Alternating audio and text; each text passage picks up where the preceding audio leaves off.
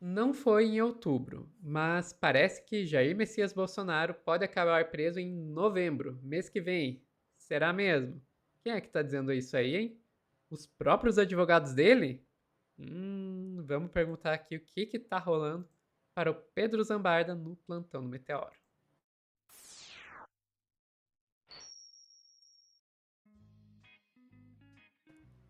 Gostei da música. Gente, é pra falar sobre Bolsonaro e regime fechado. Tem que colocar uma musiquinha mais animada, né, gente? Uhul!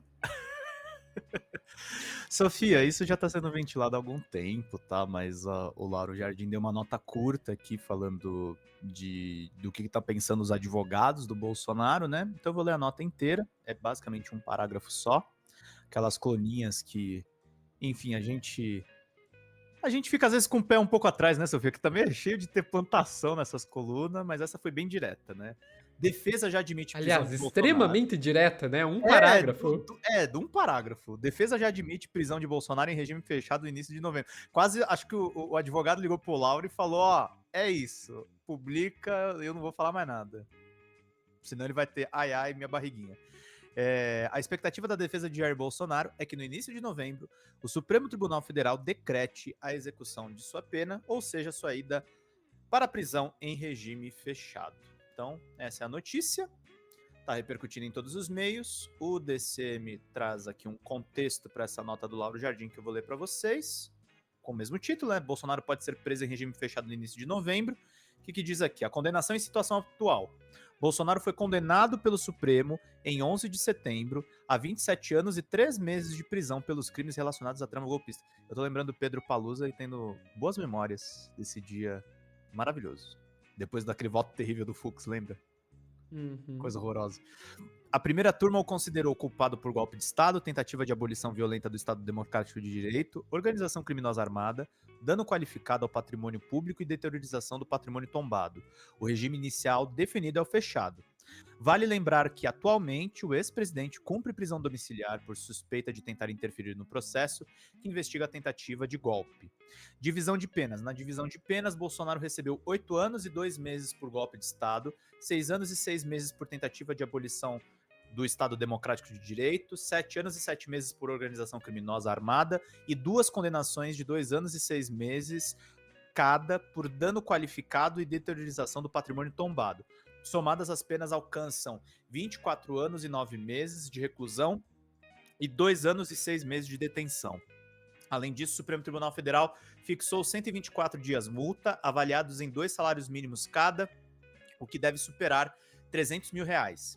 Na ocasião, o julgamento terminou com um placar de 4-1. Votaram pela condenação Alexandre de Moraes, Flávio Dino, Carmen Lúcia e Cristiano Zanin, enquanto Luiz Fux foi o único a votar pela absolvição.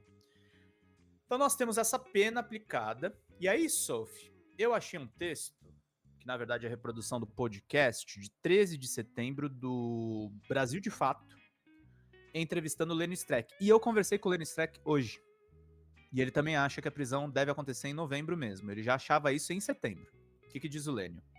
Prisão de Bolsonaro deve ocorrer em novembro, projeto jurista Lenny Streck. Especialista aponta que não há espaço para recursos que reduzam a pena e classifica o voto de Fux como vergonhoso. A execução de pena do ex-presidente Jair Bolsonaro, condenado a 27 anos e 3 meses de prisão, por tentativa de golpe, deve ocorrer antes do fim do ano e pode começar já em novembro. A avaliação do jurista Lenny Streck, em entrevista ao Conexão Brasil de Fato, da Rádio Brasil de Fato, lá no dia 12 de setembro. Para mim, a primeira quinzena de novembro termina isso tudo e começam as penas dia 15 até dia 20 no máximo, prevê o jurista. Na avaliação sobre a dosimetria da pena, Streck destaca que o resultado determinado nesta quinta foi proporcional. Ele havia previsto, antes do julgamento, uma previsão similar à pena fixada pelo relator do caso, o ministro do Supremo Tribunal Federal, Alexandre de Moraes. Ele, Bolsonaro, escapou barato até porque o Flávio Dino estava dando 31 anos. As penas foram aplicadas dentro daquilo que se entende como parâmetro. Agora restam apenas os embargos de declaração, naquela época já foi, como recurso para a defesa, e eles não mudam a pena, explica o jurista.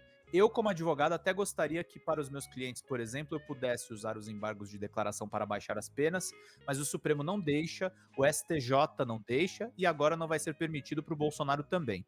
Streck também afasta qualquer possibilidade de sucesso da defesa do ex-presidente em cortes internacionais, como a Corte Interamericana de Direitos Humanos. O que ele, Bolsonaro, poderia fazer seria ir para o Tribunal de San José, na Costa Rica, que é o Tribunal das Américas, mas olhando a jurisprudência e o modo como ela decide, a chance de Bolsonaro é zero. O ex-presidente foi condenado à prisão em regime fechado. O jurista lembra que não há base legal para uma prisão domiciliar, embora decisões anteriores, como no caso do ex-presidente Fernando Collor, possam influenciar. Inicialmente, Bolsonaro deve ir para uma unidade prisional comum como a Papuda, em Brasília, mas em uma cela diferenciada por ser ex-presidente. Isso também não está na lei, é uma construção, pontua o Lenny Streck. No campo político, Streck destaca o isolamento do ministro Luiz Fux, que votou pela absolvição de Bolsonaro. Ele fez um voto, para dizer o mínimo, vergonhoso, cheio de inconsistências. Ao comentar as reações de aliados à decisão do Supremo Tribunal Federal, conclui com uma provocação. Qual é a diferença do Bolsonaro, que não aceita o resultado das urnas, com Tarcísio de Freitas, governador de São Paulo, que não aceita o resultado do Supremo Tribunal Federal? Eu pergunto assim, por que o Tarcísio não está em nenhum processo, né, gente? Né, Alexandre de Moraes? Isso é uma crítica que eu faço a você. Agora, Sophie, esse recorte que o Brasil de fato fez ainda está mais otimista. O Lênio tem um temor, que se chama Projeto da Anistia no Congresso. Isso pode, eventualmente, mudar a situação do Bolsonaro.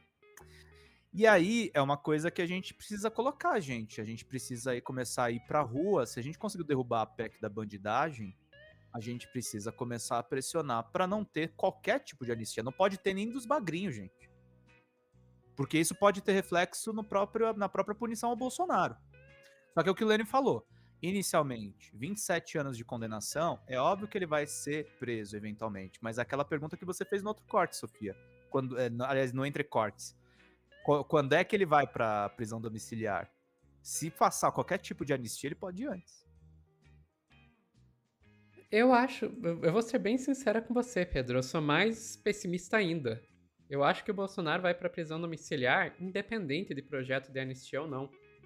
Ele vai para o regime fechado, vai chegar lá, vai alegar problemas de saúde e provavelmente vai conseguir comprovar algum problema de saúde, porque de fato a saúde, porque de fato a saúde dele tá uma merda, e vai, com ou sem projeto de anistia, ele vai para domiciliar. É o que eu prevejo. Mas eu acho que pior de tudo é se alguém aprovar alguma anistia, né?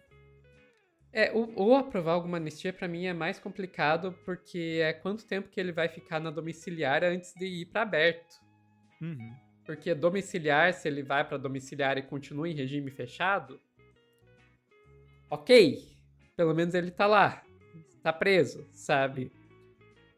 O problema é, com o projeto de anistia, ele ficar 2, 3 anos em prisão domiciliar e depois já ir pra regime aberto. Daí é um problema.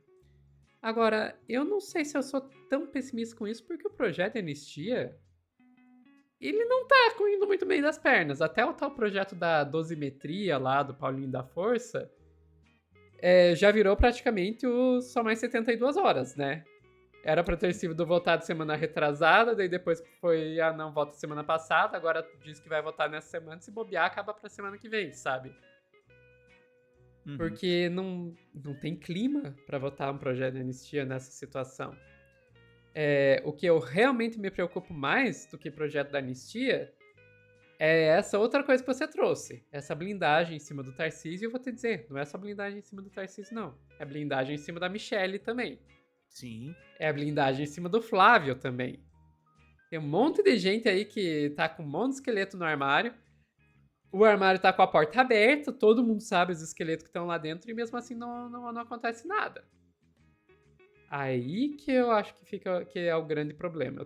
Sinceramente, eu tenho mais medo deles do que do Bolsonaro. Sim. O Bolsonaro já é carta fora do baralho. Eu acho que o Lênio também vem com esse pessimismo, Sofia, que é aquela coisa, né? Ele, como é um jurista experiente, eu acho que ele prevê, tipo, o pior cenário, sabe? Que, de fato, a gente tem que falar muito seriamente o que é o Congresso nessa questão toda. O Congresso se provou frágil diante da força das ruas. Mas, assim, se a gente também não fizesse nada, eles vão passar a PEC da bandidagem, iam passar anistia, iam passar tudo. Sim. Iam passar tudo. A gente tem que pressionar. A gente está provando nesse pré-ano eleitoral que a gente às vezes pode até não reunir o mesmo grupo da extrema-direita, mas a gente tem capilaridade o suficiente e uma revolta com que os congressistas fazem para influenciar a opinião pública. Então Sim, eu falo que a gente tá numa situação relativamente tranquila é porque teve mobilização. Se parar de ter mobilização, a coisa fica feia. sim, sim, a gente tem que reagir, gente. Enfim, ficamos por aqui, Pedro. Ficamos por aqui aguardando novembro das boas notícias. Mas vai ter festa. Pessoal que tá assistindo ao vivo, não saiam daí que a gente já volta com mais notícias pra vocês aqui no Plantão do Meteoro.